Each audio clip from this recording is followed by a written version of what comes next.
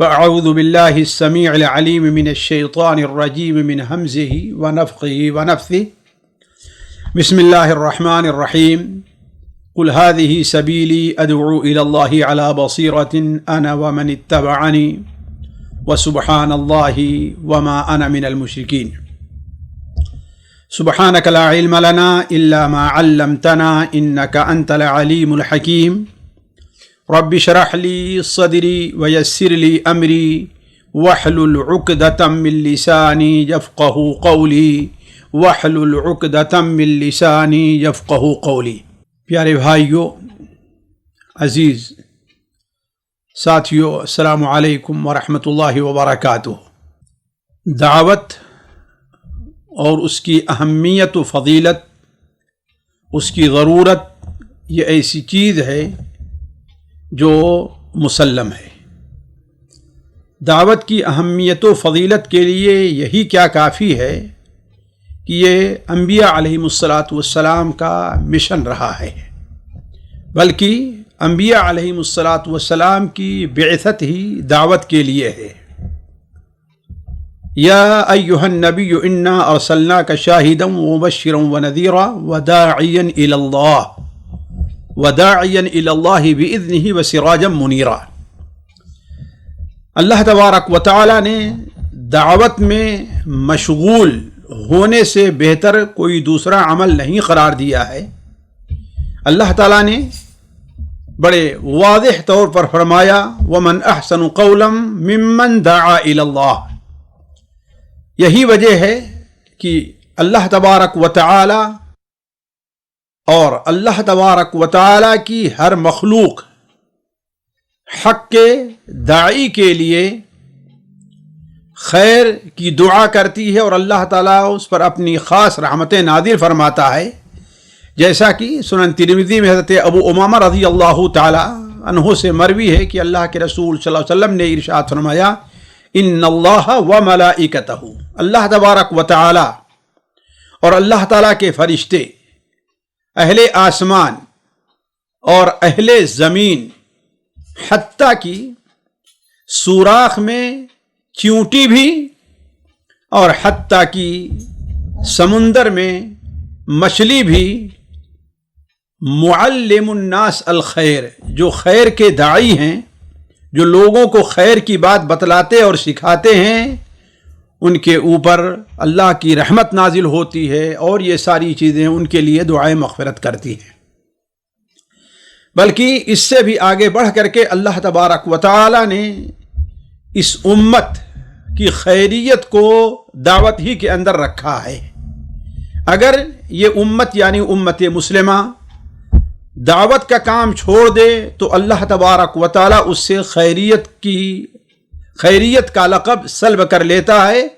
کنتم خیر امت اخرجت للناس، کنتم خیر امت اخرجت للناس تأمرون بالمعروف وتنہون عن المنکر الی آخر الآیہ. تو کہنے کا مطلب یہ ہے کہ دعوت بڑا اہم کام ہے، جس کی اہمیت سے متعلق مجھے ابھی گفتگو نہیں کرنی ہے. مجھے یہ گفتگو کرنی ہے کہ یہ دعوت کا کام کرنے والے کو داعی کہا جاتا ہے، اور داعی کے لیے ضروری ہے کہ اولاً اس کے پاس علم ہو. دعوت کے میدان میں علم کی اہمیت کا اندازہ اس سے لگائیں کہ بغیر علم کے دعوت کا کام ہو ہی نہیں سکتا.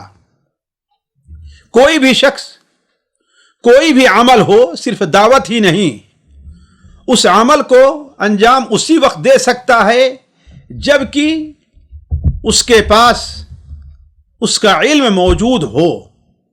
اسی لیے اللہ تبارک و تعالی نے قرآن مجید میں علم کا ذکر پہلے کیا ہے اور عمل کا ذکر بعد میں فرمایا ہے. فَعْلَمْ أَنَّهُ لَا إِلَهَ إِلَّا اللَّهُ وَاسْتَغْفِرْ لِذَنبِكَ وَلِلْمُؤْمِنِينَ وَالْمُؤْمِنَاتِ.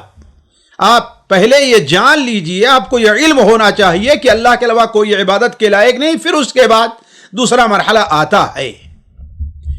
اسی لیے وہ آیت جسے اس وقت دعات کو اپنے سامنے رکھنا چاہیے اس کو سمجھنے کی کوشش کرنی چاہیے اور ان صفات کو اپنانا چاہیے جو اس شخص کے اندر ہوں جو دعوت کا کام کرتا ہے۔ اللہ تبارک و تعالی ارشاد فرماتا ہے وَلَا يَأْمُرَكُمْ أَن تَتَّخِذُوا الْمَلَائِكَةَ وَالنَّبِيِّينَ أَرْبَابًا أَيَأْمُرُكُمْ بِالْكُفْرِ بَعْدَ إِذْ أَنْتُمْ مُسْلِمُونَ۔ نہیں، اس سے پہلے آیت ہے اللہ تبارک و تعالی ذکر فرماتا ہے وَلَكِنْ كُونُوا رَبَّانِيِّينَ وَلَكِنْ كُونُوا رَبَّانِيِّينَ بِمَا كُنْتُمْ تُعَلِّمُونَ الْكِتَابَ وَبِمَا كُنْتُمْ تَدْرُسُونَ، لیکن تم ربانی بنو۔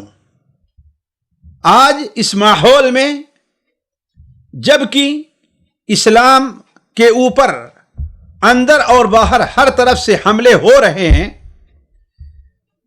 اسلام اپنے گھر میں بھی، اپنے ماننے والوں کے یہاں بھی اسلام اجنبی اور غریب بن کر کے رہ گیا ہے۔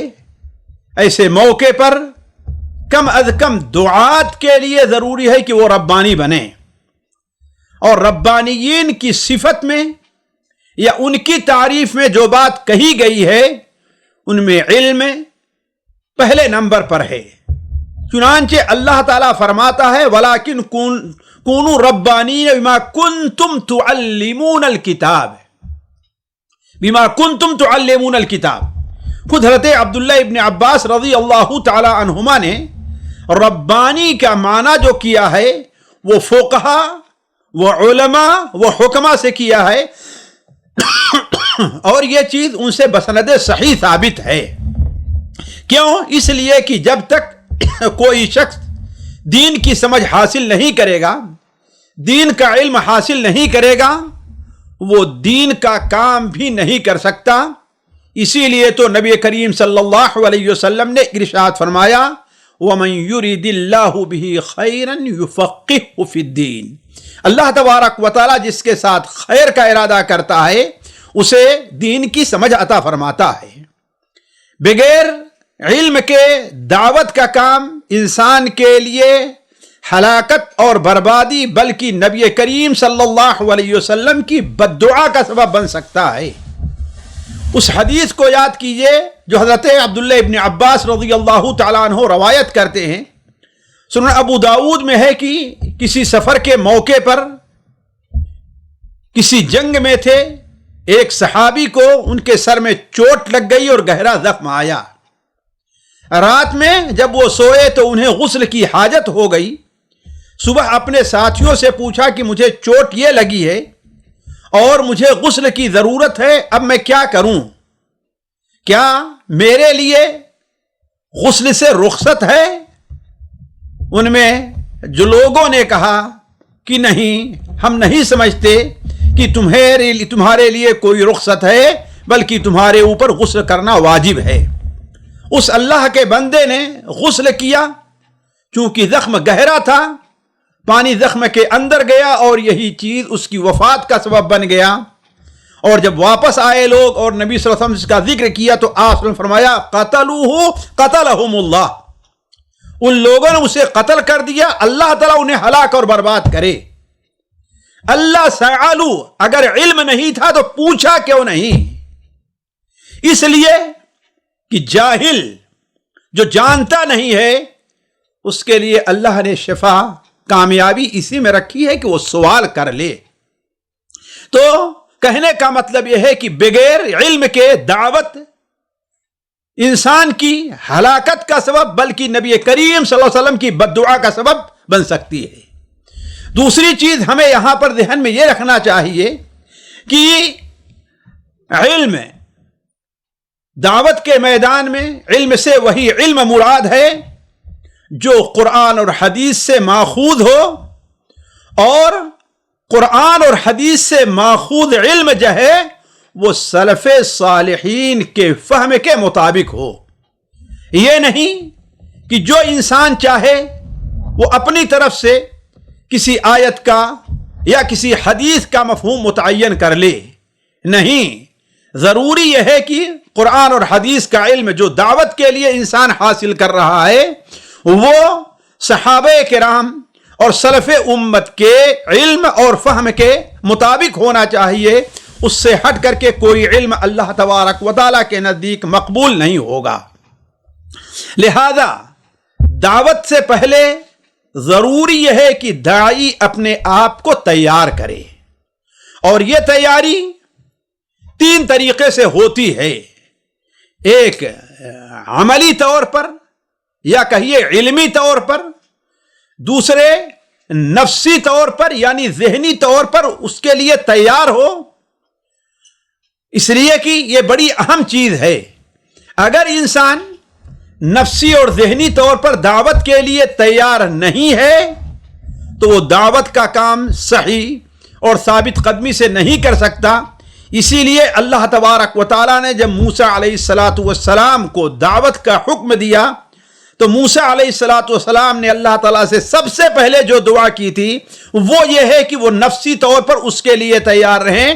انہوں نے دعا کی تھی رب اشرح لی صدری، اے اللہ میرے دل کو کھول دے، میرے اندر حوصلہ پیدا کر دی، یہ جو کام ہے مجھے اس پر اطمینان ہو جائے تاکہ میں یہ کام کروں۔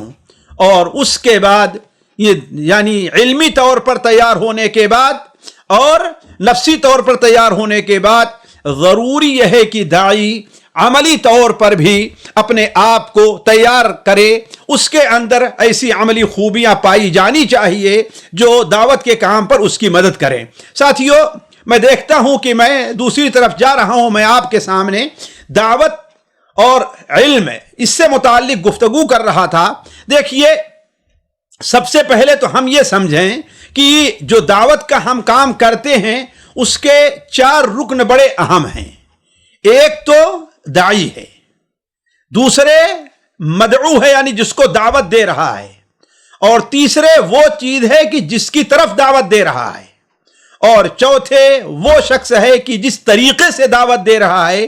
ان چاروں کے بارے میں علم حاصل کرنا ہمارے اور آپ کے لیے بہت ضروری ہے۔ ان چاروں کے بارے میں یعنی ہم جس چیز کی دعوت دے رہے ہیں ہمیں اس کا بھی علم ہونا چاہیے کہ ہم کس چیز کی دعوت دے رہے ہیں۔ اور ظاہر بات ہے ہماری دعوت اسلام اور ایمان کی طرف ہے، ہماری دعوت ہر اس خیر کی طرف ہے جسے اللہ تبارک و تعالیٰ نے خیر قرار دیا ہے، ہماری دعوت اس دین کی طرف ہے جو انسانوں کے لیے 5 حقوق کی ان کے حفاظت کی ذمہ داری لیتا ہے، یعنی ان کے دین کی حفاظت، ان کی جان کی حفاظت، ان کے مال کی حفاظت، ان کے عزت کی حفاظت اور ان کے عقل کی حفاظت۔ یہ 5 چیزوں کی حفاظت کی ذمہ داری لیتا ہے۔ ہمارا دین صرف فضائل کی طرف دعوت کا کام نہیں ہے، ہمارا دین صرف سیاست کی طرف دعوت کا کام نہیں ہے، ہمارا دین صرف اقتصادیات کی طرف دعوت کا کام نہیں ہے، نہیں، ہمارا دین مکمل وہ ہے جو خیر ہے اور اسی کی طرف دعوت ہونی چاہیے۔ تو سب سے پہلے چیز تو یہ ہے، اور دوسری چیز داعی ہے یعنی جو دعوت کا کام کرے، ضرورت ہے کہ اس کے اندر کیا صفات پائی جانی چاہیے، اس کے اندر کیا ہنر پایا جانا چاہیے، اس کے اندر اخلاص ہو، علم ہو، عمل ہو، حسن خلق ہو۔ مدعو جس کی طرف دعوت دی جا رہی ہے یعنی ہم جس کو پکار رہے ہیں، داعی کے لیے ضروری ہے کہ اس کے بارے میں بھی علم حاصل کرے، اس لیے کہ ہر شخص کو ایک طریقے سے اسے دعوت نہیں دی جا سکتی۔ ہم جو زبان بول رہے ہیں، ہم جو لہجہ بول رہے ہیں، ہم جو الفاظ استعمال کر رہے ہیں، آیا داعی اس کو ہم مدعو جسے ہم دعوت دے رہے ہیں اس کو سمجھے گا کہ نہیں سمجھے گا؟ ہم جو اسلوب اختیار کر رہے ہیں آیا یہ اسلوب اس کے مناسب ہے کہ مناسب نہیں ہے؟ آیا وہ سیدھا سادھا سا ہے یا بحث حجت کرنے والا ہے؟ اسی طریقے سے ہم جس طریقے سے دعوت دے رہے ہیں، جس اسالیب سے دعوت دے رہے ہیں، ہمیں ان اسلوب کو بھی جاننا چاہیے۔ کہیں وہ تو نہیں ہے کہ ہم دعوت کے لیے کوئی غلط اسلوب استعمال کر رہے ہیں۔ اور یہ چاروں چیزیں جو ہیں ان کا ذکر اللہ تبارک و تعالی نے اپنے اس فرمان الہی میں فرمایا ہے، ذکر کیا ہے، قل هذه سبیلی ادعو الی اللہ علی بصیرۃ انا ومن اتبعنی सुबहान अल्लाहि वमा अना मिनल मुशरिकीन। साथियों, ये आयत दावत के मामले में अजीब आयत है। इसके अंदर अल्लाह तबारक व तआला ने दावत के उसूल, दावत के शराइत खोल करके रख दिए हैं, बल्कि उसे समेट दिया है अल्लाह तबारक व तआला ने। मैं उस पूरी तरफ ना जाने के बजाय सिर्फ इसके एक लफ्ज के ऊपर रहता हूं और उसी से मुताल्लिक कुछ गुफ्तगू करता हूं। अल्लाह ताला इरशाद फरमाता है, कुल हादिही सबीली, आप कह दिए कि ये मेरा रास्ता है, ये मेरा मिशन है। अदउ इलल्लाह, अल्लाह तबारक व तआला की तरफ मैं दावत दे रहा हूं। अला बसीरतिन, बसीरत की बुनियाद पर। यह बसीरत है क्या चीज साथियों? बसीरत इस लुगत के लिहाज से उसका माना यह है कि ऐसी समझ, ऐसा फहम जो यकीनी हो और गौर और फिक्र के बाद हासिल हुआ है। इसीलिए फर्क है इसमें बसीरत के अंदर और इल्म में। इल्म हो सकता है कि सुना और वैसे ही इंसान के बाद को मालूम हो गया, नहीं। बसीरत वह है कि जो समझ और यकीन और गौर फिक्र के बाद जो चीज हासिल होती है उसे बसीरत कहा जाता है। इसीलिए बाज़ दुआत ने बसीरत की तारीफ की है। बसीरत वो इल्म शरई है जो वह्य इलाही से माखूज दलाइल के ऊपर मबनी हो। वो इल्म शरई है जो वह्य इलाही से माखूज दलाइल पर मबनी हो, यह उसे कहा जाता है बसीरत। बसीरत यहां पर अल्लाह ताला बयान फरमाया। उलमा कहते हैं कि अदउ अला बसीरतिन, मैं बसीरत के बुनियाद पर, बसीरत से, समझ से ये दावत दे रहा हूं। ये बसीरत किस चीज के बारे में है? कहते हैं ये बसीरा दावा भी है, बसीरा फीमा यदउ इलैह भी है, बसीरा फिल मदउ भी है, और बसीरा फी कैफियत दावा भी है। यानी चार चीजें इसके अंदर दाखिल हैं और चारों चीजों का एहतमाम जरूरी है। और आज हमारी मजलिस का जो मौजू है यही चार चीजें हैं। यानी हमें बसीरत, दावत के बारे में भी बसीरत हासिल है। हमें जिस तरफ हम बुला रहे हैं, दावत दे रहे हैं, उसके बारे में बसीरत हासिल है। हम जिसको बुला रहे हैं हमें उसके बारे में बसीरत हासिल होनी चाहिए, और हम जिस तरीके से बुला रहे हैं उस बारे में भी हमें बसीरत होनी चाहिए। अब हम आते हैं एक एक की थोड़ी सी वजाहत करते हैं। देखिए, पहली चीज यह है कि दावत के बारे में बसीरत, गोया हमें और आपको दावत का भी इल्म होना चाहिए। दावत क्या चीज है, दावत की अहमियत क्या है, दावत की फजीलत क्या है, हम दावत क्यों करते हैं, और दावत में कोताही का नुकसान क्या है। खुसूसन ये तीन चीजें साथियों बहुत अहम हैं। आज हम में से बहुत से लोग जो दावत का काम करते हैं, जो दावत का काम करते हैं, वो चंद दिन दावत का काम करने के बाद वो ठंडे पड़ जाते हैं, और यह चीज आम मुशाहिदे में है। आखिर उसकी वजह क्या है? उसकी वजह यह है कि उस शख्स को दावत के बारे में बसीरत हासिल नहीं है। हम दावत का काम करते हैं और हम यह समझते हैं कि हम यह काम जो कर रहे हैं, तो अगर हम अपने मुखातब को हम अगर कुछ बता रहे हैं तो गोया हम उसके ऊपर एहसान कर रहे हैं।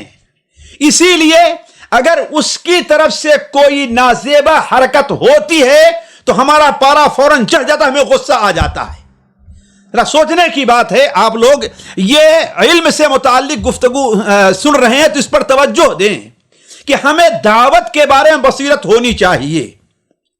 और तीन चीजें दावत के बारे में बसीरत बहुत अहम चीज है। दावत की अहमियत और फजीलत क्या है, हम दावत का काम क्यों करते हैं, आखिर क्यों, वजह क्या है कि हम दावत का काम कर रहे हैं।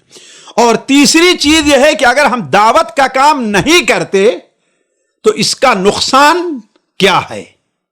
क्या बहुत से लोग कहते हैं, समझते हैं अगर हम दावत का काम छोड़ दिए तो हमें कोई नुकसान नहीं है। यह बहुत बड़ी भूल है।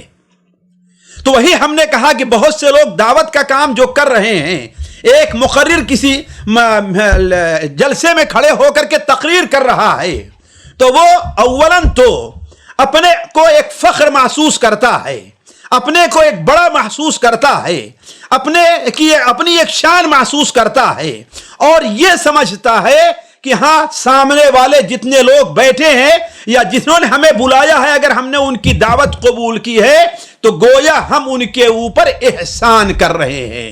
یہ کیوں؟ یہ وہی وجہ ہے کہ ہم نے دعوت اور اس کی اہمیت کو سمجھا نہیں ہے۔ ہم میں سے بہت سے لوگ ہمارے ساتھی ہیں، 1 سال 2 سال دعوت کا کام کر رہے ہیں، معمولی سی کوئی رکاوٹ آ جاتی ہے، دعوت کام چھوڑ کر کے ہم بیٹھ جایا کرتے ہیں۔ کیوں ایسا کیا؟ اس لیے کہ ہمیں دعوت کے بارے میں بصیرت حاصل نہیں ہے۔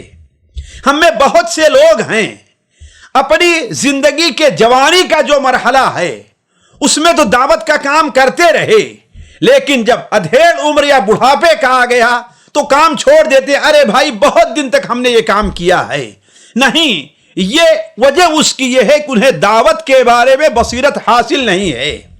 اگر صرف یہی سوچ لیتا کہ آخر دعوت کی فضیلت اور اہمیت کیا ہے، دعوت کی اہمیت پر اگر غور کرے، اس کی سب سے بڑی اہمیت جو ہم نے آپ سے کہا کہ یہ انبیاء علیہم السلام کا مشن ہے جسے ہم پورا کریں، ہمارے اوپر اس کی ذمہ داری ہے۔ تو کیا انبیاء علیہم السلام نے اپنے صرف جوانی ہی میں دعوت کا کام کیا ہے؟ نبی کریم صلی اللہ علیہ وسلم اور آپ سے پہلے تمام انبیاء کی زندگی دیکھ لیجئے، ان کی زندگی کا آخری مرحلہ روح نکلنے تک وہ دعوت کا کام کرتے رہے ہیں۔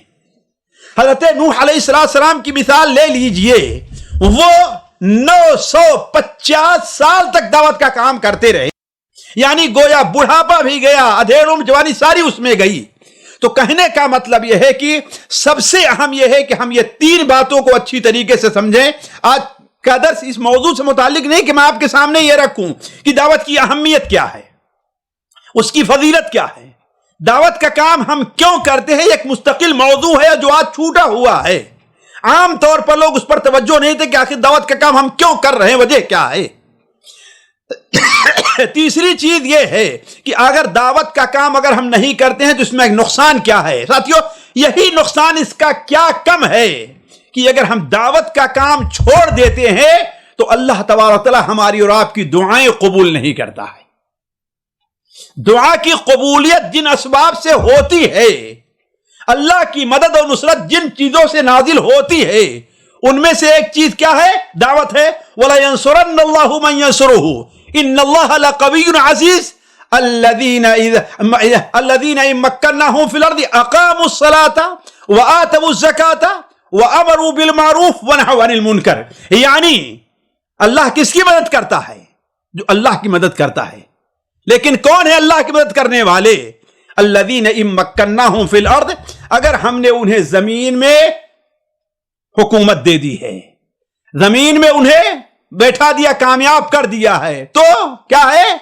اقاموا الصلاۃ، نماز قائم کیے، وآتوا الزکاۃ، زکات دیے، وامروا بالمعروف ونہوا عن المنکر، امر بالمعروف نہی المنکر کا فریضہ یعنی دعوت کا کام کیے، تب تو اللہ کی مدد ہے۔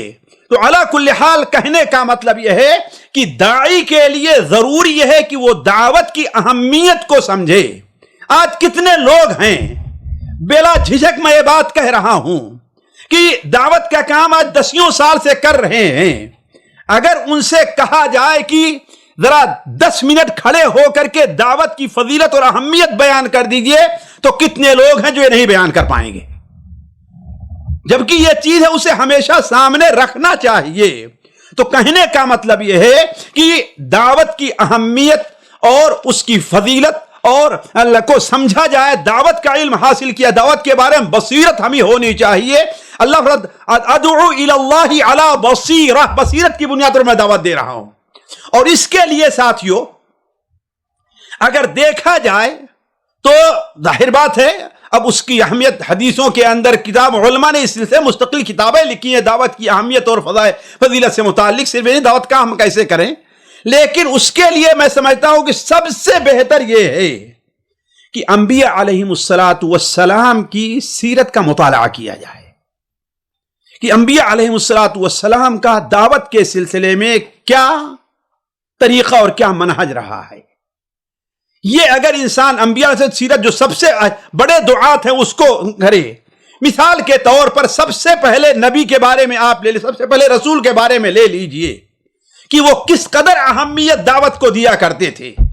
حضرت نوح علیہ الصلاۃ والسلام سے متعلق قرآن مجید میں اللہ تعالیٰ سورہ نوح میں ارشاد فرماتا ہے، قال یا رب انی دعوت قومی لیلا ونہارا، اے میرے رب ہم نے اپنی قوم کو رات میں بھی دعوت دی ہے اور دن میں بھی دعوت دی ہے۔ یہ نہیں کہ صرف ہمارا جلسہ رات ہی کو ہوتا رہا ہے، نہیں، وہ ہر جگہ جہاں پہنچ گئے وہ داعی ہیں، دکان پر پہنچے داعی ہیں، بازار میں پہنچے داعی ہیں، گھر میں پہنچے داعی ہیں، راستے میں کوئی مل گیا داعی ہیں۔ تو داعی کو اپنا سارا وقت ساتھیوں، اس لیے کہ داعی ہر جگہ داعی رہا کرتا ہے۔ سعودیہ کے اندر جس شخص نے جالیات، یہ مکاتب جالیات جو ہیں ان کی بنیاد رکھی ہے، جہاں سے چلی ہے شیخ ابن باز کے مشورے سے، اس کے ساتھ میری ایک بار بیٹھک تھی ان کے ساتھ، تو کہنے لگے کہ ایک بار میں ایک بلڈنگ پر کسی آفس میں جا رہا تھا، لفٹ پر بیٹھا تو میں کیا دیکھتا ہوں، ایک فلپینی یا ایک فلپینی ہمارے ساتھ ہیں، وہ بھی بیٹھے ہیں۔ یعنی یہ دیکھیے صرف منٹ کا معاملہ نہیں ہوگا یا ایک منٹ کا معاملہ ہوگا، اس درمیان میں ہم نے اس سے اچھی طریقے سے مجھ سے پیش آیا اور ہم نے اس سے کہا کہ تم مسلمان ہو، کہتا ہے نہیں۔ ہم نے کہا کہ تمہاری شادی ہوئی ہے، اس نے کہا نہیں۔ ہم نے کہا تم مسلمان ہو جاؤ میں تمہاری شادی کر دوں گا، بس اتنا معاملہ ہے، اتنا ہوا بس۔ کہا اتنے میں ہماری لفٹ وہاں تک پہنچی اور ہم دونوں اتر گئے، اپنی اپنی جگہ پہ چلے گئے۔ یہ دیکھیے، یعنی صرف اگر ایک منٹ کا معاملہ ہے ملے، وہ دعوت کی اہمیت ہے تو اس کو بھی وہاں پر نہیں چھوڑا۔ کہا کہ وقت گزر گیا، 1 سال 2 سال 3 سال 4 سال، کئی سال کے بعد مجھے ایک فنکشن میں دعوت دی گئی جہاں پر غیر مسلم لڑکے اور غیر مسلم لڑکیاں جو مسلمان ہوئے تھے اس شہر کے اندر، یہ قسیم کا معاملہ ہے کہ وہاں پر ان کی شادی تھی۔ کہا میں اس مجلس میں پہنچا تو ان میں سے ایک نوجوان اٹھ کر کے جلدی سے آتا ہے، میرا ماتھا چومتا اور سلام کرتا ہے۔ کہا شیخ آپ نے مجھے پہچانا؟ ہم نے کہا کہ نہیں، ہم نے تمہیں نہیں پہچانا۔ کہا میں وہی شخص ہوں کہ لفٹ میں جب آپ کے ساتھ سوار ہوا تو آپ نے کہا تھا کہ مسلمان ہو جاؤ تمہاری شادی کر دوں گا۔ اسی وقت میرے ذہن میں یہ بات بیٹھ گئی کہ آخر یہ کون سا دین ہے، یہ کون سا مذہب ہے کہ اس میں اگر انسان داخل ہو جائے تو اس کی شادی کا معاملہ بھی آسان ہو سکتا ہے۔ کہا یہ بات میرے دل میں بیٹھی اور میں اسلام کے بارے میں سوچنے لگا، آج میں مسلمان ہو گیا، آج میری شادی ہے آپ کے اس کلمے کی برکت سے۔ تو کہنے کا مطلب یہ ہے کہ دعوت جو ہے صرف کسی ایک جگہ کا کام نہیں ہے۔ حضرت نوح علیہ السلام نے فرمایا کہ رب انی دعوت قومی لیلا ونہارا فلم یزدہم دعائی الا فرارا، اے میرے رب میری دعوت سے وہ لوگ بھاگتے ہی بھاگتے رہے ہیں، میرے قریب نہیں آئے، جتنا میں پکارتا ہوں اتنا ہم سے دور ہوتے ہیں۔ وہ لوگ جو ہم سے ملتے تھے، ہمارے سلام کا جواب دیتے تھے، جب سے میں دعوت کا کام کرنے لگا ہم سے سلام کلام بھی اب ان کا نہیں ہے۔ فلم یزدہم دعائی الا فرارا، لیکن کیا حضرت نوح علیہ السلام نے چھوڑ دیا یہ دعوت کا کام؟ نہیں، اس کے بعد کیا ہے؟ وَإِنِّي كُلَّمَا دَعَوْتُهُمْ لِتَغْفِرَ لَهُمْ، اے اللہ تعالیٰ ہم نے جب بھی ان کو دعوت دی تاکہ تو انہیں بخش دے، جب تو انہیں معاف کر دے، تو جعلوا اصابعهم فی آذانہم، لوگوں نے یہاں تک میرے ساتھ سلوک اور برتاؤ کیا کہ میں کوئی بات کہتا تو اپنی انگلیوں کو اپنے کانوں میں رکھ لیتے کہ ہمیں تمہاری بات سننی ہی نہیں ہے۔ اور صرف یہی نہیں، وَاسْتَغْشَوْا ثِيَابَهُمْ، اپنے چہرے پر، اپنی آنکھوں اور اپنے سروں کے اوپر اپنا کپڑا ڈال دیا کہ مجھے دیکھے تک نہیں۔ لیکن کیا نوح علیہ السلام نے اس پر دعوت کا کام چھوڑ دیا؟ نہیں۔ ثُمَّ إِنِّي دَعَوْتُهُمْ جِهَارًا، اے اللہ تعالیٰ اس سے بھی میں باز نہیں آیا دعوت کے کام سے، آپ کا فریضہ ہے، اس کی بڑی اہمیت ہے، آپ نے مجھے اسی لیے لوگوں کے پاس بھیجا ہے، ان کے استکبار کرنے، ان کے اپنے چہرے کو ڈھانک لینے، اپنے آکانوں کو بند کر لینے، اس کے باوجود بھی ہم نے دعوت کا کام نہیں چھوڑا۔ پھر کیا؟ ثم انی دعوتہم جہارا، اے اللہ تبارک و تعالی ہم نے علی الاعلان انہیں دعوت دی، ثم انی بڑے میدان میں دعوت دی، ثم انی اعلنت لہم، اعلان دعوت دی، واسررت لہم اسرارا، اور تنہائی میں چھپ چھپ کر کے پوشیدہ طور پر ہم نے انہیں دعوت دی۔ یعنی کہنے کا مطلب یہ ہے کہ یہ حضرت نوح علیہ السلام کا آپ ذکر پڑھتے جائیے اور دیکھیے کہ کس طریقے سے وہ دعوت دے رہے ہیں۔ صحیح بخاری میں حضرت عبداللہ بن مسعود کی ایک روایت ہے کہ نبی کریم صلی اللہ علیہ وسلم نے ارشاد فرمایا کأنی، آپ صلی اللہ علیہ وسلم اپنے ایک نبی کے واقعہ بیان کر رہے تھے اور اپنے دست مبارک سے یہ ایسے فرما رہے تھے۔ یہ تو آپ صلی اللہ علیہ وسلم نے اپنی قوم، اپنے ایک نبی کا واقعہ بیان فرمایا کہ اس نبی نے انہیں دعوت دی تو اسے یہاں تک لوگوں نے مارا کہ وہ لہو لہان ہو گیا۔ وہ نبی اپنے ہاتھ سے اپنی پیشانی اور اپنے چہرے سے خون کو پوچھتا جاتا تھا اور کہتا تھا اللہم اغفر لقومی فإنہم لا يعلمون، اللہم اغفر لقومی فإنہم لا يعلمون۔ تو کہنے کا مطلب یہ ہے اس چیز کی اہمیت کو بیٹھانے کے لیے ضروری یہ ہے کہ ہم انبیاء علیہم السلام کی سیرت کو پڑھیں اور دیکھیں۔ خود اللہ کے رسول صلی اللہ علیہ وسلم کو اللہ تعالیٰ کیا فرماتا ہے؟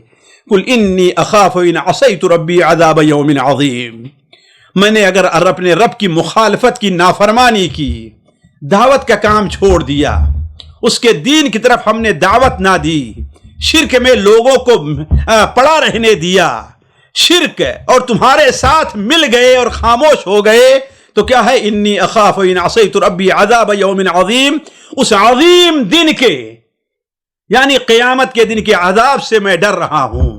اس سے اندازہ لگائیں ساتھیوں دعوت کی اہمیت کیا ہے۔ تو کہنے کا مطلب یہ ہے سب سے پہلی چیز جس کے لیے داعی علمی طور پر حاجت مند ہے وہ ضروری ہے کہ اس کے پاس دعوت کا علم ہو، بصیرۃ فی الدعوہ، وہ یہ سمجھے کہ دعوت کی اہمیت و فضیلت کیا ہے۔ اس لیے جب اہمیت و فضیلت سمجھے گا تو دعوت کا کام کرے گا۔ جب وہ یہ سمجھے گا کہ دعوت کا کام ہم کیوں کرتے ہیں، یہ ہمارا فریضہ ہے، اللہ نے ہمارے اوپر فرض کیا ہے، اور صرف فرض ہی نہیں کیا ہے، اللہ تبارک و تعالیٰ ایک ایک بات پر ہمیں دعوت کے میدان میں اللہ تبارک و تعالیٰ ہمیں نعمتوں سے، بلکہ دعوت کی تیاری کے لیے اگر کوئی انسان علم حاصل کرنے جاتا ہے تو حضرت ابو امامہ کی روایت ہے اللہ تبارک و تعالیٰ اس کا شمار مجاہد فی سبیل اللہ میں کرتا ہے۔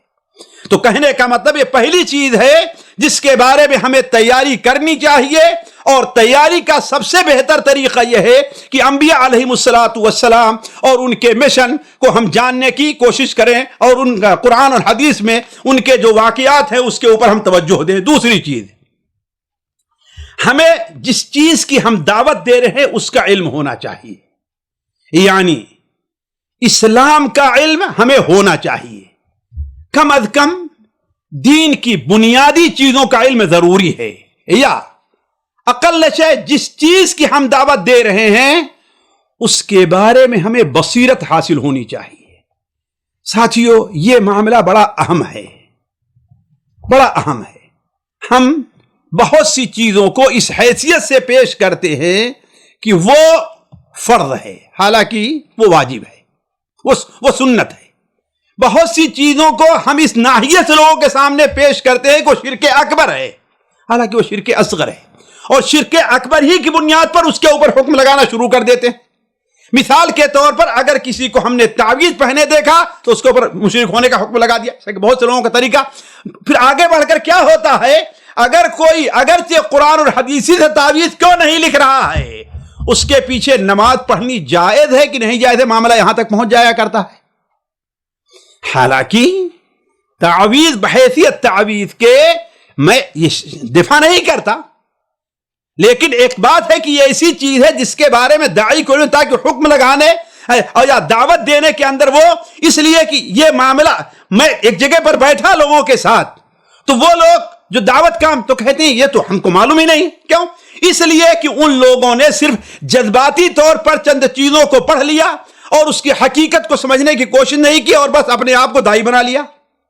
تو کہنے کا مطلب یہ ہے کہ دین کی بنیادی چیزیں کیا ہیں، فرض کیا ہے، سنت کیا ہے، حلال کیا ہے، مکروہ کیا ہے، اسی طریقے سے کون سی ایسی چیزیں ہیں جس کے بارے میں سکوت اختیار کیا جا سکتا ہے، کون سی ایسی بارے جس کے بارے میں لوگوں کو معذور سمجھا جا سکتا ہے، یہ ساری چیزیں ہیں جس کے اوپر توجہ دینے کی ضرورت ہے۔ یہ دیکھیے ساتھیو، اس سلسلے میں ہمارے دعات کو دیکھیے دو باتوں پر غور کرنا ہے۔ دیکھیے دعوت کے بارے میں جو ہم علم حاصل کریں گے ان میں کچھ چیزیں بنیادی حیثیت رکھتی ہیں اور کچھ چیزیں جو ہے بنیادی نہیں بلکہ تکمیلی یعنی صرف کمالیات کی حیثیت رکھتی ہیں۔ بنیادی حیثیت کیا ہیں؟ وہ تقریباً 2 یا 3 چیزیں ہیں۔ مثال کے طور پر سب سے پہلی چیز ہے کہ انسان کو عقیدے کا علم حاصل کیا جائے۔ انسان عقیدہ معنی سمجھتے ہیں، صرف عقیدہ صرف توحید کا معاملہ نہیں ہے۔ ہم میں سے بہت سے لوگ ہیں وہ توحید اس کا نام ہمیشہ ہر جگہ لیتے رہتے ہیں، اس کی طرف دعوت دیتے رہتے ہیں، لیکن توحید ہی سے متعلق بہت سے امور ہیں یا عقیدے سے متعلق بہت سی ایسی چیزیں ہیں جس کی طرف سے یکسر غافل رہتے ہیں اور خود ان کے اندر وہ عقیدے کی پختگی جو رسالت پر عقیدے کا معاملہ ہے، فرشتوں پر عقیدے کا معاملہ ہے، آخرت پر عقیدے کا معاملہ ہے، دوسری چیزیں یعنی وہ چیزیں غائب رہتی ہیں۔ خصوصاً یہ دیکھیے کہ آخرت پر عقیدہ یہ کیا ہے؟ ہماری عقیدے کی ایک بنیادی چیز ہے۔ تو کہنے کا مطلب یہ ہے کہ انسان کو اس سلسلے میں سب سے پہلے کیا دیکھنا ہے کہ عقیدہ، کیوں؟ اس لیے کہ عقیدے کے بغیر کوئی دین کسی کا دین قبول نہیں ہے۔ ہم لاکھ فضائل کی طرف لوگوں کو دعوت دیں، ہم لاکھ سیاست کی طرف لوگوں کو دعوت دیں، ہم لاکھ مسلمانوں کو کا اجتماع اور اکٹھا ہونے کی طرف دعوت دیں، لیکن اگر یہ بنیاد عقیدہ اس کی بنیاد پر یہ چیز نہیں ہے تو وہ چیز پائیدار اور ثابت قدم نہیں رہتی۔ اللہ کے رسول صلی اللہ علیہ وسلم نے ارشاد فرمایا لا یستقیم ایمان عبد حتی یستقیم قلبہ۔ مسند احمد کے اندر یہ حدیث ہے کہ کسی بندے کا ایمان اس وقت تک مکمل نہیں ہو سکتا، درست نہیں ہو سکتا یہاں تک کہ اس کا دل درست نہ ہو جائے، اس کا دل درست نہ ہو جائے۔ فَإِن تَابُوا وَأَقَامُوا الصَّلَاةَ وَآتَوُا الزَّكَاةَ فَإِخْوَانُكُمْ فِي الدِّينِ، اگر وہ لوگ توبہ کر لیں، گویا یہ سب سے پہلی چیز ہے۔ اور خصوصاً اس سلسلے میں ساتھیوں میں آپ کے سامنے یہ رکھوں گا کہ اللہ تبارک و تعالی کے اسماء اور صفات کے بارے میں معرفت ایک داعی کے لیے بہت ضروری ہے۔ یہ چیز ہمارے اندر بہت کم پائی جاتی ہے۔ ہم توحید کی دعوت دیتے ہیں، یہ بڑی اچھی چیز ہے، الحمدللہ بڑی اچھی چیز ہے، لیکن توحید الوہیت پر ہمارا بہت زور ہے اور ہونا چاہیے۔ انبیاء علیہم السلام کی پہلی دعوت یہی رہی ہے، وَمَا أَرْسَلْنَا مِن قَبْلِكَ مِن رَسُولٍ إِلَّا نُوحِي إِلَيْهِ أَنَّهُ لَا إِلَهَ إِلَّا أَنَا فَاعْبُدُونِ۔ یہ پہلی دعوت ہونی چاہیے۔ نبی کریم صلی اللہ علیہ وسلم نے دعوت یہیں سے شروع کی تھی، یا ایھا الناس قولوا لا الہ الا اللہ تفلحوا، اے لوگو تم کہو لا الہ الا اللہ یعنی توحید الوہیت کا اقرار کر لو، کامیاب ہو جاؤ گے، توحید الوہیت کو اپنا لو، کامیاب ہو جاؤ گے۔ حضرت معاذ بن جبل کو آپ صلی اللہ علیہ وسلم نے جو بھیجا تھا تو سب سے پہلے انہیں جو دعوت جس طرف بلانے کا حکم دیا تھا وہ کیا ہے؟ کلمہ لا الہ الا اللہ یعنی توحید ہے۔ یہ بڑی اہم چیز ہے، لیکن اس کو تقویت دینے کے لیے، اس کی حفاظت کرنے کے لیے ضروری یہ ہے کہ ہمارے اندر توحید ربوبیت اور بالاخص توحید اسماء اور صفات پائی جائے۔ بلکہ میں یہ سمجھتا ہوں کہ اگر کوئی شخص اللہ تبارک و تعالیٰ کے اسماء اور صفات کو صحیح طور پر نہیں سمجھتا ہے تو وہ توحید الوہیت کا حق ادا نہیں کر سکتا ہے۔ توحید اسی لیے ہمیں دیکھیں اس کی وجہ کیا ہے، ہم میں سے بہت سے بھائی لوگوں کو توحید الوہیت کی دعوت تو دیتے ہیں، لیکن الوہیت کے بارے میں بالکل کوتاہ رہتے ہیں. نمازوں کے بارے میں بڑی کوتاہی پائی جاتی ہے, دعا کرنے کے بارے میں بڑی کوتاہی پائی جاتی, جبکہ دعوت دے رہے ہیں توحید کی. اللہ پر توکل کے بارے میں بڑی کوتاہی پائی جا رہی. وجہ اس کی کیا ہے؟ وجہ اس کی یہ ہے کہ اللہ تبارک و تعالی کی توحید اسماء و صفات جو ہے اس کے اوپر توجہ نہیں دی گئی ہے.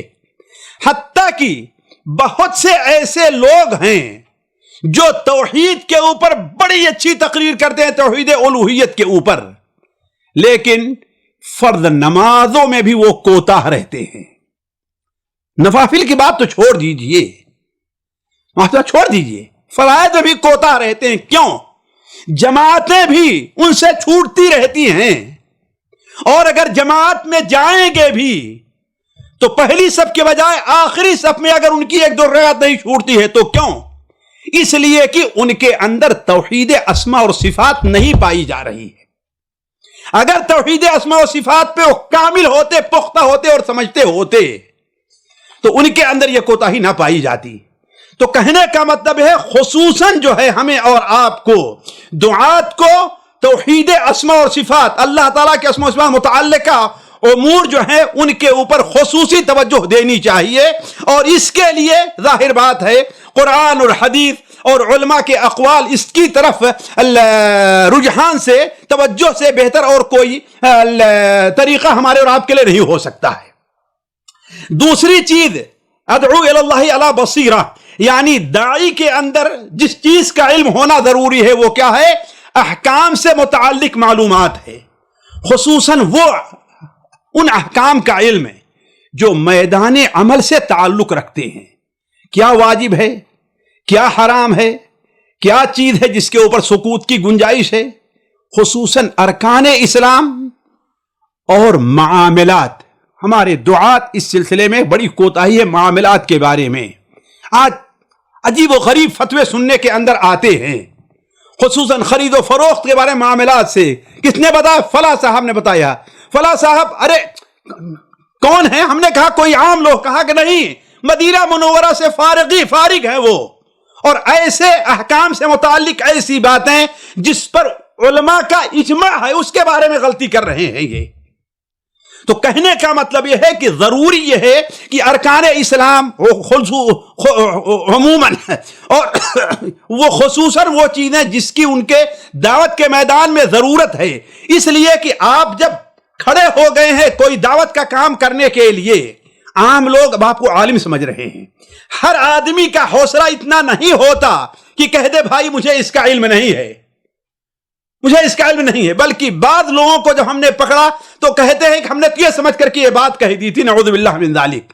تو کہنے کا مطلب یہ ہے کہ ضروری ہے کہ ان سے متعلقہ چیزوں کے بارے میں معرفت حاصل کی جائے. اور دعات سے خصوصاً میری یہ گزارش ہے, آج جب کہ علماء اٹھتے جا رہے ہیں, ایک ایک کر کے ہم نے دیکھا ہوگا کہ یہ سال رواں جو چل رہا ہے, ابھی ایک مہینہ باقی ہے, جس میں ذرا دیکھیں اس سال میں ہمارے ہند و پاک ہی لے لیجئے, بس لے لیجئے کتنے علماء اٹھ کر کے چلے گئے ہیں. شاید اس سے پہلے سالوں میں کہیں نہ ہو. سعودیہ کے اندر ساتھیوں اس چند مہینے, شاید 6 مہینے کے اندر 60 ایسے عالم ہیں جو اس دنیا سے جا چکے ہیں.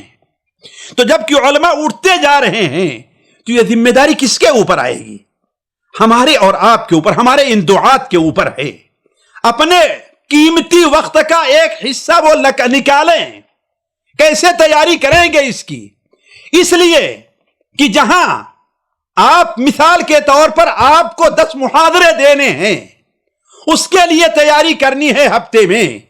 آپ 9 دیجئے, 8 دیجئے, اور کچھ وقت آپ کو علمی دروس کے لیے آپ نکال لیجئے. کم سے کم ہمارے ایک داعی کے لیے ضروری یہ ہے کہ قرآن مجید کو وہ تفسیر کے ساتھ پڑھا ہو ایک بار, اور کتب 6 جو حدیث کی یہ اہم کتابیں ہیں, یا کچھ نہیں تو کم سے کم مشکات المصابیح, بلوغ المرام اور سنن ابو داؤد اس کی حدیثیں تو اس کے سامنے ہمیشہ رہنی چاہیے، اس لیے کہ ان تینوں کتابوں کے اندر احکام سے متعلقہ حدیثیں جتنی جمع ہیں شاید ہی کسی کتاب کے اندر ہوں، خصوصاً سنن ابو داؤد اس سلسلے میں ایک نرالی کتاب ہے۔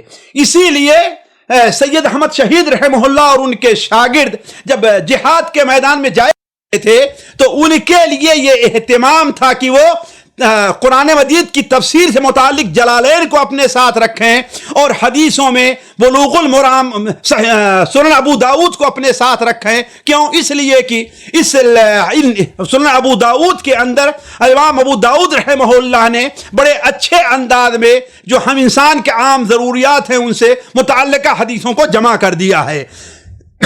تو میں کہہ رہا تھا آج علماء اٹھتے جا رہے ہیں، یہ ذمہ داری کس کے اوپر ہے؟ ہمارے اور آپ کے اوپر ہے۔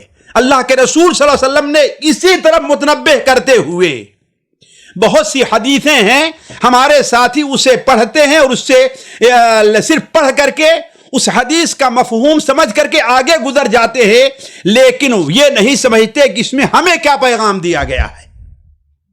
مثال کے طور پر یہ حدیث جو صحیح بخاری اور مسلم میں ہے کہ اللہ کے رسول صلی اللہ علیہ وسلم نے ارشاد فرمایا کہ اللہ تبارک و تعالی علم کو ایسے نہیں اٹھا لے گا کہ لوگوں کے سینوں سے چھین لے، بلکہ یقبضہ بقبض العلماء، علماء کو اٹھا لے گا، اس طریقے سے علم ان سے چھین جائے گا۔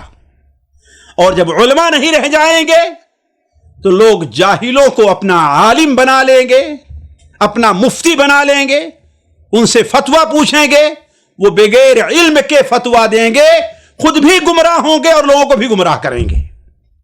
یہ حدیث صرف خبر کے طور پر نہیں ہے، یہ حدیث صرف پیشین گوئی کے طور پر نہیں، ہم غلط سمجھتے ہیں اس حدیث کا مفہوم۔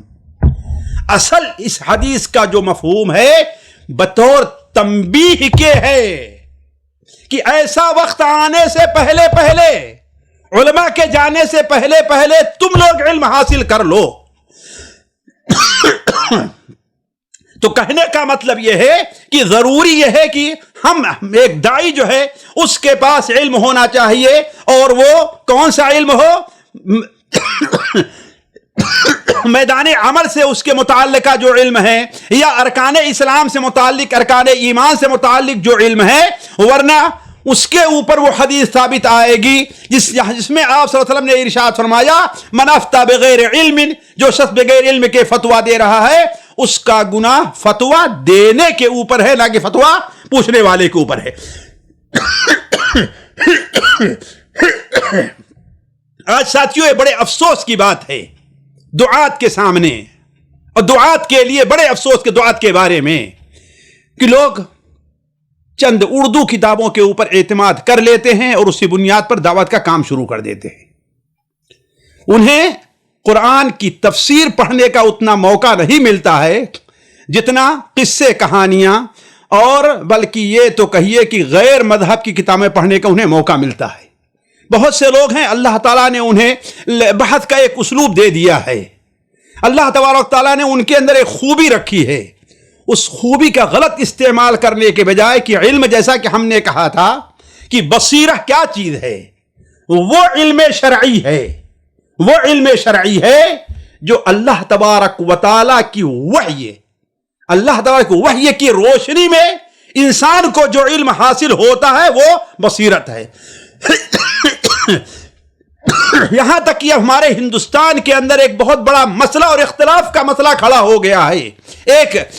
کچھ لوگ اپنے کو یعنی عربی پڑھا لکھا طبقہ جو ہے وہ اپنا علماء کی صف میں آ گیا، اور دوسرے لوگ جو ہے وہ برادر کی شکل میں آ گئے، اور پھر اس طریقے سے دعوت کے ایک ہی منہج کا دعویٰ کرنے والے لوگ دو حصوں کے اندر بٹ گئے ہیں، اور کس قدر اس سے خرابیاں پیدا ہو رہی ہیں۔ تو علی کل حال ساتھیوں، بات لمبی نہ ہو جائے، میں یہ کہہ رہا تھا کہ دعوت کے اندر سے متعلق ہمیں داعی کو کیا ہونا چاہیے؟ بصیرہ فی العلم، یعنی احکام سے متعلق۔ لیکن یہاں پر ایک بات واضح کر دوں کہ شرعی طور پر علم کس کو کہتے ہیں؟ شرعی طور پر اصل علم وہ ہے جو بندے کو علم کے اوپر، عمل کے اوپر ابھارے۔ اگر عمل پر نہیں ابھارتا ہے تو شریعت اس کو علم نہیں کہتی ہے، اس کو بصیرت نہیں کہتی ہے، شریعت اسے معرفت کہتی ہے۔ یعرفون نعمت اللہ ثم ینکرونہا، اللہ کی نعمتوں کو پہچانتے تو ہیں لیکن اس پر عمل نہیں کرتے، انکار کر رہے ہیں. یعنی اسے معلوم تو ہے یعرف اللہ کی دی ہوئی نعمت ہے، لیکن چونکہ نعمت کے مطابق عمل نہیں ہے تو اس لیے اسے شریعت نے علم نہیں کہا، کیا کہا؟ معرفت کہا ہے. تو شرعی طور پر وہی علم مقبول ہے، اسی کو علم کہا جاتا ہے جو بندے کو اس کے عمل پر ابھارے.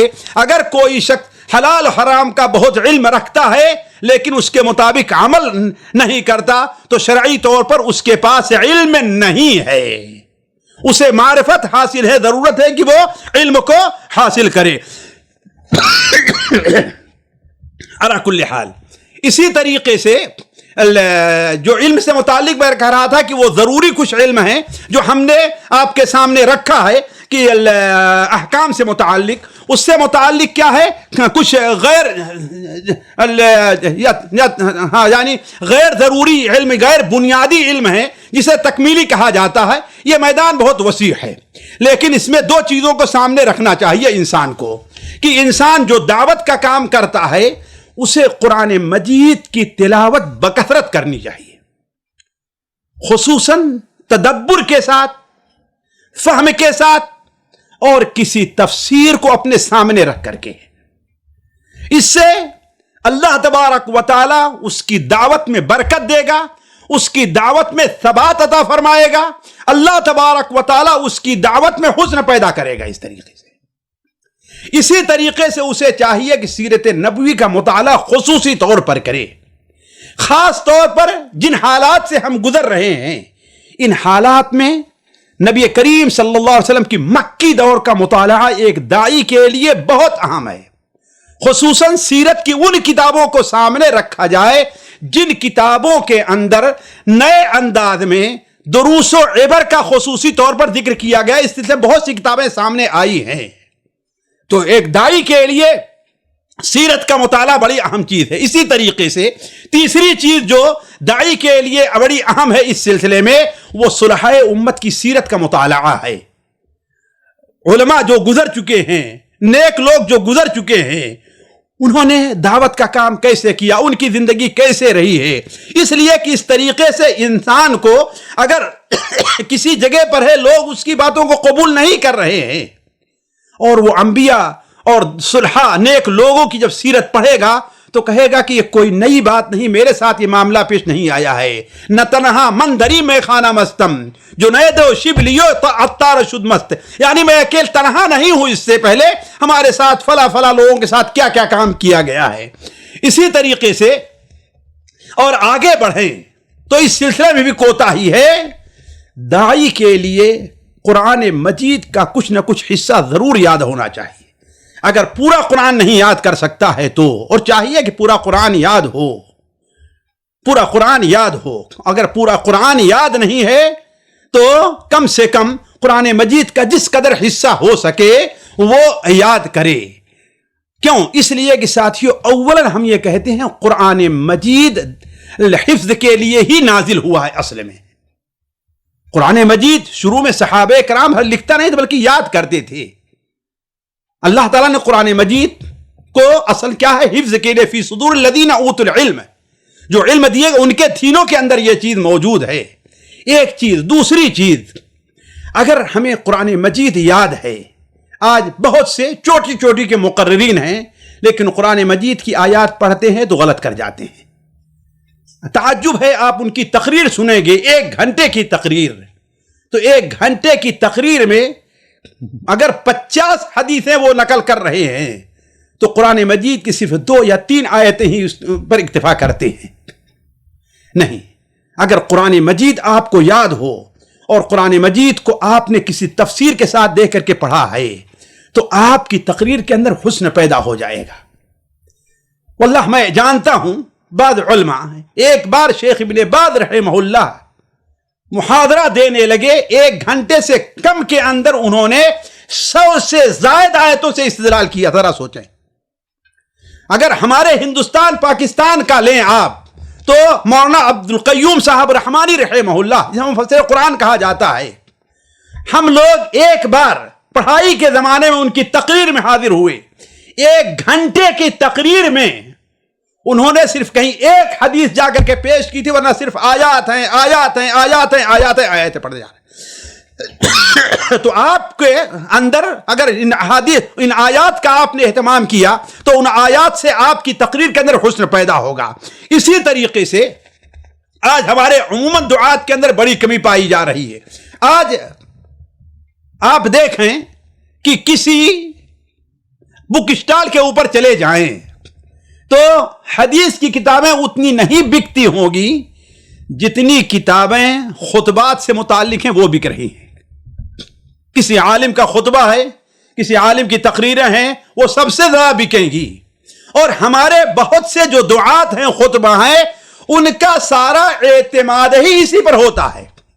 میں کہتا ہوں یہ غلط نہیں ہے، لیکن اسے آپ ایک مدد کے طور پر رکھیں، بنیاد نہ بنائیں ان کتابوں کو۔ آپ بنیاد کسے بنائیں؟ قرآن مجید اور حدیث کو۔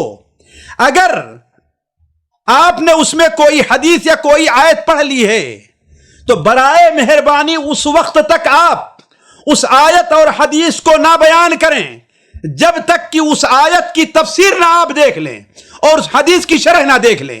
اگر میری اس بات پر ہمارے دعات عمل کر لیں تو اندازہ ہوگا کہ ان کی تقریروں میں کس قدر حسن پیدا ہو گیا ہے۔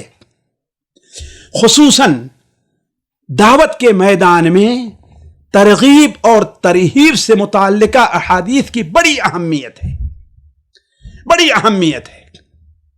ان احادیث کا اگر مطالعہ کریں تو صرف یہ نہیں بلکہ میں جس نتیجے پر پہنچا ہوں کہ بسا اوقات کسی ایک کتاب کے اندر میں ایک حدیث دیکھتا ہوں، لیکن اگر اصل کتاب کی طرف رجوع کیا جہاں سے انہوں نے لیا ہے تو صرف اختصار کے طور پر انہوں نے نقل کیا ہے، ورنہ پوری اگر حدیث لیں تو اس میں کوئی ایک ایسا نقطہ ہے کہ اگر ہم مخاطب کے سامنے بیان کریں تو اس کے دل کو زیادہ لگنے والی بات ہے۔ تو کہنے کا مطلب یہ نہیں ہے کہ کوئی چیز آپ جو ہے کسی کتاب عام ثانوی کتابوں پر اعتماد نہ کریں، نہیں، اعتماد کرنے کے ساتھ ساتھ کوئی حدیث اور کوئی آیت اگر آپ کو بیان کرنی ہے تو اس کے لیے تفسیر کی کتاب اور حدیث کی کتابوں کی شرح کی طرف ضرور رجوع کریں۔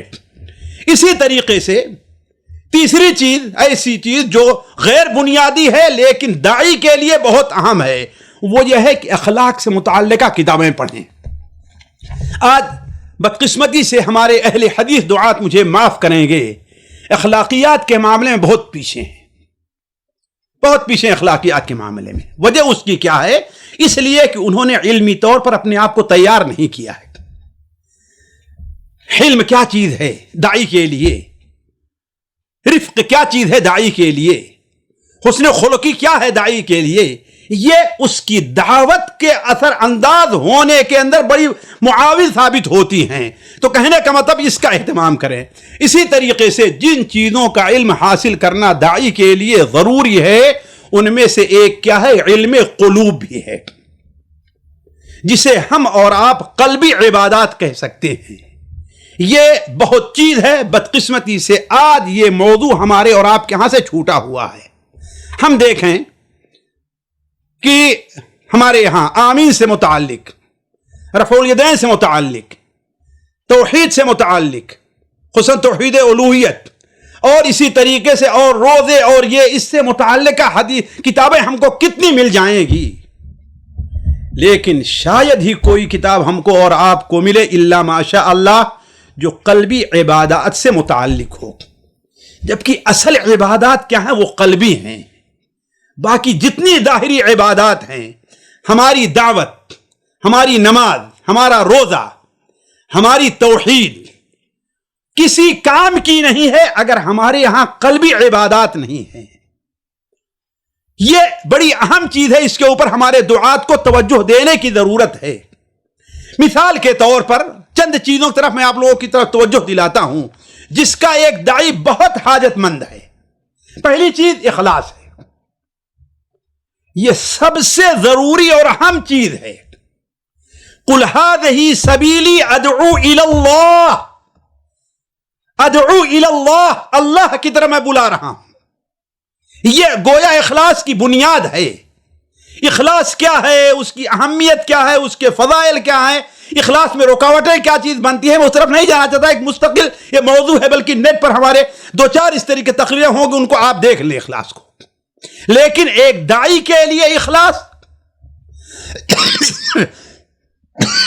بلکہ اگر میں کہوں تو برا نہ مانے، کتنے ہمارے دعات ہیں، 60-70% ایسے ملیں گے کہ آپ ان سے کہیں ذرا اخلاص کے اوپر ذرا تقریر کر دو، تو ہمارے خیال سے 15 منٹ آدھا گھنٹہ بھی نہیں۔ اگر ان سے پوچھا جائے اخلاص کے منافی کیا چیزیں ہیں یہ ذرا بتا دیجئے، تو شاید وہ نہ بتا پائیں۔ اخلاص ہمارے اندر کیسے پیدا ہو یہ پوچھے، شاید یہ نہ بتا پائیں۔ یہ بڑا اہم موضوع ہے جو آج ہماری دعات کی زندگی سے چھوٹا ہوا ہے۔ میں نکلا ہوا نہیں کہتا، ہمارے بہت سے دعات الحمدللہ بڑا اخلاص ان کے اندر ہے، لیکن یہ چیزیں لوگوں تک کیسے پہنچائی جائیں یہ چیز ہے۔ دوسری چیز یہ ہے کہ صبر ہے۔ ایک داعی کے لیے قلبی عبادات میں صبر کی بڑی اہمیت ہے۔ اسی لیے دیکھیں اللہ کے رسول صلی اللہ علیہ وسلم کو اللہ تعالی خصوصی طور پر اس کی طرف توجہ دلائی ہے۔ یا ایھا المدثر قم فانذر وربک فکبر وثیابک فطہر والرجز فاہجر ولا تمنن تستکثر ولربک فاصبر، اپنے رب کے لیے صبر کیجیے۔ وَاصْبِرْ صَبْرًا جَمِيلًا، جگہ جگہ رسول اللہ صلی اللہ علیہ وسلم کو۔ اور یہ صبر کس پر ہونا چاہیے؟ ایک داعی کے لیے صبر اس کی دعوت کے میدان میں پہلا زینہ ہے۔ یہ اگر صبر نہیں رہا دعوت کے اندر تو داعی کام نہیں کر سکتا ہے۔ یہ کس چیز میں؟ الصبر علی الدعوہ بھی ہونا چاہیے، دعوت کے کام پر صبر۔ الصبر علی المدعو، جس کو دعوت دے رہا اس کے اوپر بھی صبر ہونا چاہیے۔ تفصیل کا موقع نہیں ہے اس لیے کہ ہمارے ہاں بالکل اب اذان قریب ہے۔ تیسری چیز الصبر علی ما یدعو الیہ، جس چیز طرف دعوت دے رہا اس کے اوپر صبر ہونا چاہیے۔ ایک نہیں کہ ایک دن دیا اور دوسری دن چھوڑ دیا، کل دوسری چیز، پرسوں تیسری چیز، چوتھی چیز نہیں۔ اگر ایک کمی پائی جا رہی ہے، صبر کیجئے یہاں تک کہ وہ چیز زائل ہو۔ اور چوتھی چیز، دعوت کی وجہ سے آپ کو جو اذى اور تکلیف پہنچ رہی اس کے اوپر صبر کیجئے۔ یہ 4 چیزیں ہیں صبر کی، جس کے لیے داعی بہت ضروری ہے۔ داعی کے لیے بہت ضروری ہیں یہ چیزیں، کہ وہ دعوت پر بھی صبر کرے، مدعو پر بھی صبر کرے، جس طرح دعوت ہے اس کی طرف بھی صبر کرے، اور یہ سمجھے کہ دعوت کا کام پھول کی سیج پر چل کر کے نہیں آنا ہے، کانٹوں پر چل کر کے آنا ہے۔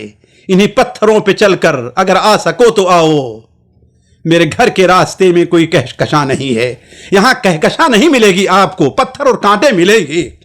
اللہ تعالیٰ خود فرماتا ہے وَكَذَلِكَ جَعَلْنَا لِكُلِّ نَبِيٍّ عَدُوًّا مِّنَ الْمُجْرِمِينَ۔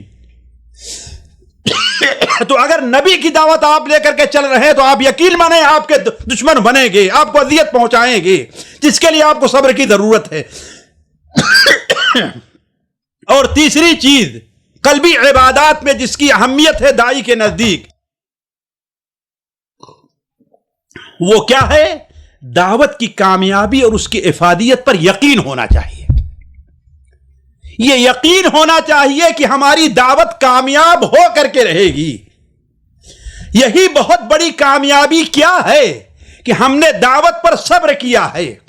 یہی بہت بڑی کامیابی کیا ہے کہ اللہ تبارک و تعالیٰ کے نزدیک اب ہم سے پرسش نہیں ہوگی کہ انہیں سمجھایا کیوں نہیں۔ میں اسی لیے کہہ رہا ہوں قرآن مجید اور انبیاء و صلحاء کے قصوں کو پڑھیں، ذرا سورہ اعراف میں اس آیت کو دیکھیں۔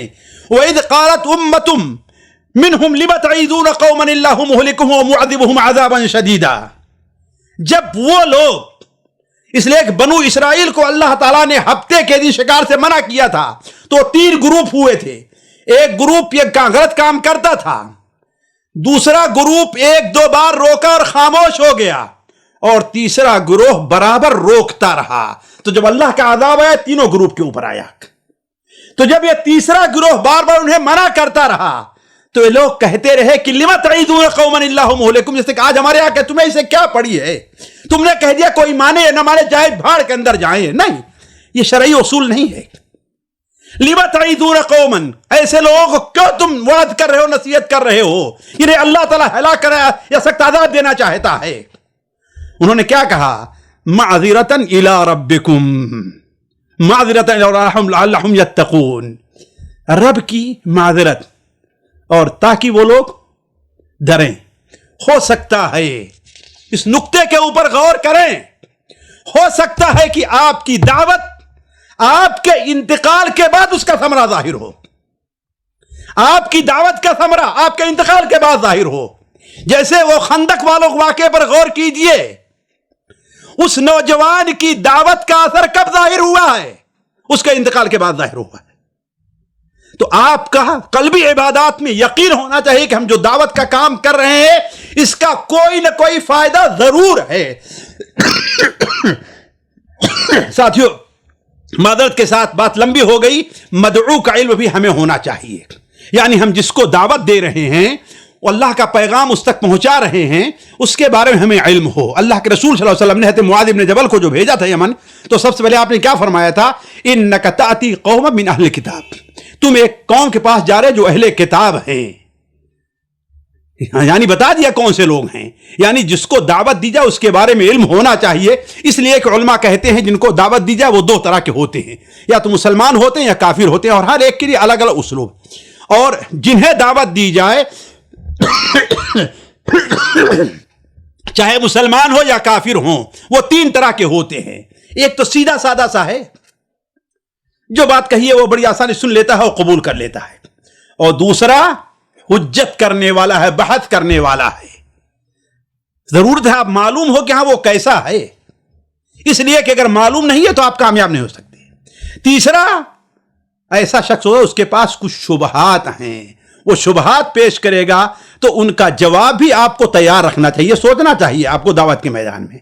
अगर दावत काम करना चाहते हैं तो आप देखें, इसी तरीके से ये रियायत जरूरी है कि वो आलिम है कि जाहिल है, साहिब मनसब है या कि आम आदमी है, वो हमसे उम्र में बड़ा है कि हमसे उम्र में छोटा है या हमारा हम उम्र है।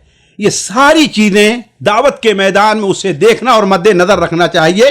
अल्लाह के रसूल सल्लल्लाहु अलैहि वसल्लम की देखें, जिंदगी देखें तो इसको आपने हमेशा मद्दे नजर रखा। हिरक़्ल काफिर था, लेकिन आपने उसे खत लिखा तो क्या लिखा, इला हिरक़्ल अज़ीम अर्रूम।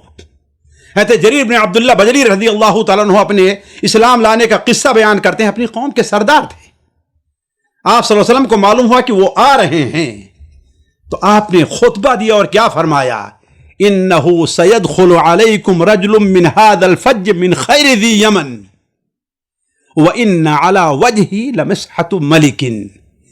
इस रास्ते से एक यमनी आ रहा है जो यमन के अच्छे लोगों में है, और उसके ऊपर उसके चेहरे से बादशाहत के आसार नुमायां हैं। चुनांचे है जिब्न अब्दुल्ला आए तो बाद रवायात में है कि आपने उनके बैठने के लिए अपना तकिया पेश कर दिया गया, लेकिन वो नीचे बैठ गए। यानी ये देखिए, काफिर हैं, अभी मुसलमान नहीं हुए हैं, लेकिन आपने उनके साथ क्या मामला किया, बल्कि आपने फरमाया इदा अताकुम करीम कौमिन फअक्रिमू, अगर तुम्हारे पास किसी कौम का शरीफ आदमी है तो उसको इज्जत दो। हज़रत अब्दुल्लाह इब्न अब्बास छोटे तो आपने कहा या गुलाम है बच्चे। अगर आप देखें आप सल्लल्लाहु अलैहि वसल्लम की जिंदगी में तो इसकी बहुत सी मिसालें मिल सकती हैं सही बुखारी और सही मुस्लिम वगैरह में। और आखिरी चीज जिस तरफ मैं आप लोगों की तवज्जो दिलाना चाहता हूं वो ये है कि एक दाई के लिए उसलूब दावत का इल्म बहुत जरूरी है। उसलूब दावत, आज बहुत से लोग दावती मैदान में नाकाम क्यों, उसकी वजह क्या है, उन्होंने उसलूब दावत को नहीं सीखा है। हालांकि अल्लाह तबारक व तआला ने जहां दावत का हुक्म दिया है वहां इसकी भी हमें तालीम दी है। उदउ इला सबील रब्बिका बिल हिकमति वल मौइज़तिल हसनति वजादिलहुम बिल्लती हिय अहसन। इसीलिए उलमा कहते हैं कि दावत के असालीब में 4 ऐसे उसलूब हैं जो बुनियादी हैसियत रखते हैं, जो बुनियादी हैसियत रखते हैं। पहला उसलूब क्या है, हिकमत का उसलूब। दूसरा उसलूब क्या है, मौइज़ा हसना का उसलूब। तीसरा उसलूब क्या है, बहस मुबाहिजा का उसलूब। और चौथा उसलूब क्या है, वो कुदवा हसना का उसलूब। ये बड़ी बुनियादी चीज है। यानी हिकमत का माना क्या है, हिकमत बड़ा वसी मफहूम रखता है। یعنی نرمی کی جگہ نرمی ہو، سختی کی جگہ سختی ہو، مناسب جگہ ہو اور مناسب وقت ہو. ہر جگہ ہر وقت کسی بات کو کسی بات کے لیے مناسب نہیں ہوا کرتا ہے. لوگوں کی عقل و سمجھ، علم و فہم کو سامنے رکھا جائے، جلد بازی یا تاخیر کو مد نظر رکھا جائے. بعض ایسی چیزیں انہیں ٹالا جا سکتا ہے اور بعض ایسی انہیں ٹالا نہیں جا سکتا ہے. اسی طریقے سے حجت و دلیل سے بات کی جائے. بسا اوقات حکمت یہ ہوتی ہے کہ انسان اپنے عمل سے اصلاح وغیرہ اپنے عمل سے اصلاح کر دے. یہ قدوہ کی بات ہے بتا رہے ہیں. دوسری چیز کیا ہے؟ اسلوب موعظہ حسنہ ہے. موعظہ حسنہ کیا ہے؟ ایسی بات جس سے انسان کا دل نرم ہو. ثواب اور عقاب کی باتیں، ایسی آیتیں سنائی جائیں، ایسی مثالیں دی جائیں، عبرت پر مبنی قصے لوگوں کو سنائے جائیں، اللہ کی نعمتیں یاد دلائے جائیں، سلف کی سیرت اور ان کے کارنامے لوگوں کو سنائے جائیں. اگر سیرت نبوی کو دیکھیں تو معلوم ہوگا نبی کریم صلی اللہ علیہ وسلم کس طریقے سے لوگوں میں اس طریقے سے فرق کیا کرتے تھے. اسی طریقے سے تیسرا جو اسلوب ہے میرا مجادلہ یعنی بحث مباحثہ کا. قرآن نے مجادلہ حسنہ کہا ہے اس لیے کہ مجادلہ حسنہ کیا ہے؟ یعنی نرمی کا اسلوب ہو بحث کرنے میں. یہ مقصد ہو کہ ہمیں اپنی بات اسے سمجھانا، اس کی بات کو رد کرنا، غصہ نہیں ہونا چاہیے، اس کے اوپر غالب آنے کا، اس پر فوقیت کا ہمارا نظریہ نہیں ہونا چاہیے. امام شافعی نے کیا خوب کہا ہے کہ جب بھی ہم نے کسی سے مناظرہ کیا ہے تو میری خواہش ہوا کرتی تھی کہ وہ ہم سے جیت جائے. ذرا سوچیں آپ. اس لیے کہ ہم میں سے عام طور پر لوگ بحث کرتے ہیں تو مسئلہ کیا ہوتا ہے؟ اپنے بات کو اوپر رکھنے کا تاکہ ہماری بات حق رہے، غالب رہے اور ثابت آ جائے. ایسا نہیں ہے، بلکہ اگر مباحثہ ہو رہا ہے تو بسا اوقات آپ دیکھیں کہ معاملہ زیادہ بگڑ رہا ہے تو ایسے موقع پر حق پر رہنے کے باوجود بھی اگر کوئی آدمی بحث مباحثہ کو چھوڑ دے تو اللہ تعالیٰ اس کے لیے جنت میں گھر کی ضمانت لیتا ہے. اسی طریقے سے اور اگر مخالف ہے، کٹ حجتی پر ہے، تو اس کا بھی مجادلہ یعنی کا طریقہ اللہ تعالیٰ نے بتایا ہے. جیسے کہ علامہ عمر السری رحمہ اللہ بسا اوقات استعمال کرتے تھے، یعنی ایک کا الٹا جواب دینا پھر اس کے بعد سیدھے راستے پر لانا. اور آخری چیز جو ہے وہ قدوہ حسنہ ہے، یعنی ہم دعوت دیں کیوں؟ اپنا ایک خود نیک بن کر کے. اللہ نے مومنوں کی جو صفت بیان کی ہے وہ کیا بیان کی ہے؟ والذین یقولون ربنا هب لنا من ازواجنا وذریاتنا قرۃ اعین وجعلنا للمتقین اماما. اے اللہ تعالیٰ ہماری بیویوں کو، ہماری اولاد کو ہماری آنکھوں کی ٹھنڈک بنا. وہ کیا؟ وجعلنا للمتقین اماما، ہمیں متقیوں کا امام بنا دے. یعنی ہمارے بچے متقی بنے اور میں ان کے لیے امام کی قدوہ کی حیثیت رکھوں. اللہ کے رسول صلی اللہ علیہ وسلم اللہ ارشاد فرماتا ہے لقد کان لکم فی رسول اللہ اسوۃ حسنہ. رسول کی زندگی تمہارے اندر کیا ہے؟ بہترین سا اسوہ اور نمونہ ہے. بہت سے مسائل کا حل آپ جانتے ہیں کہ جو اسوہ حسنہ سے حل ہو سکتا ہے وہ صرف دعوت نہیں حل ہو سکتا. یہ آپ دیکھیں مثال کے طور پر صلح حدیبیہ کے موقع پر آپ صلی اللہ علیہ وسلم نے جو صلح کیا، بعض ایسی بند تھی جسے مسلمان پسند نہیں کرتے تھے، بعد میں ظاہر ہوا کہ وہ اچھا تھا. آپ نے لوگوں سے کہا اپنے بال کھلا دو، لوگوں نے خاموش رہے. ہو سکتا ہے کہ کوئی دوسرا مسئلہ آ جائے. دوسری بار کہا خاموش. یہاں تک غصے سے آپ کہاں داخل ہوئے؟ اپنے زوجہ محترمہ ام سلمہ کے پاس گئے. تو ام سلمہ نے کہا اللہ کے رسول غصے میں کیوں آپ ہیں؟ آپ کیوں غصے میں ہیں؟ کہا کہ یہ معاملہ ہے. کہا کچھ نہیں، آپ کچھ نہ بولیے، آپ حجام کو، نائی کو بلائیے اور اپنا سر وہاں پہ چھلا دیے. چنانچہ آپ صلی اللہ علیہ وسلم نے کو یہ رائے پسند آئی. آپ گئے، اپنا سر آپ صلی اللہ علیہ وسلم جیسے کہ اپنے بال چھلا رہے ہیں، سر نہیں چھلا، اپنے بال جیسے آپ چھلا رہے ہیں کہ اب صحابہ کرام ایک دوسرے کے بال کو اس تیزی سے موڑا. ایسا لگا کہیں ناراضگی یا جو دل کے اندر پریشانی الجھن ہے، اس لیے کہ آپ نے کہا تھا حج کا عمرہ کرنے جا رہے ہیں، اس کے بعد کہیں دوسروں کی گردن نہ کاٹ دیں. تو اسوہ حسنہ جو ہوا کرتا ہے یہ ایک داعی کے لیے بہت اچھا ہے. داعی کو اپنے لیے، اپنے کو لوگوں کے لیے اسوے کے طور پر پیش کرنا چاہیے. اللہ تبارک و تعالیٰ سے دعا ہے کہ اللہ تبارک و تعالیٰ ہمیں اور آپ کو دعوت کے میدان بصیرت عطا فرمائے. اللہ تعالیٰ ہمیں اور آپ کو دعوت سے متعلقہ علوم سے نوازے. سبحانک اللہم و بحمدک اشہد ان لا الہ الا انت استغفرک و اتوب الیک. معذرت کے ساتھ وقت نہیں ہے اور ہمارے یہاں بالکل اذان ہونے جا رہی، اس لیے سامعین کرام، ہمارے علمی اور عوامی دروس اور سوال و جواب کی مجلسوں سے آپ خود بھی مستفید ہوں اور اپنے دوست و احباب کے ساتھ بھی شیئر کریں۔ عین ممکن ہے کہ آپ کے شیئر سے کسی کی اصلاح اور آپ کے لیے صدقہ جاریہ بن جائے۔ واٹس ایپ پر اسلامک میسج حاصل کرنے کے لیے نمبر نوٹ فرمائیں: یعقوب عزیز 009665089590707۔ واٹس ایپ سوال و جواب گروپ میں ایڈ ہونے کے لیے نمبر نوٹ فرمائیں: عبدالسلام عمری 0096650262762۔ نمبر بھیجتے ہوئے نام اور پتہ ضرور لکھیں۔ اسی طرح ہمارے یوٹیوب چینل اسلامی دعویٰ کو ضرور سبسکرائب کریں تاکہ ہماری ہر نئی اور اہم ویڈیو کی اطلاع آپ کو فوری حاصل ہو جائے۔ تمام دروس، مقالات اور سوال و جواب سیریز کے لیے ہماری مشہور ویب سائٹ www.islamidawah.com کا مشاہدہ کرتے رہیں۔ السلام علیکم ورحمۃ اللہ وبرکاتہ۔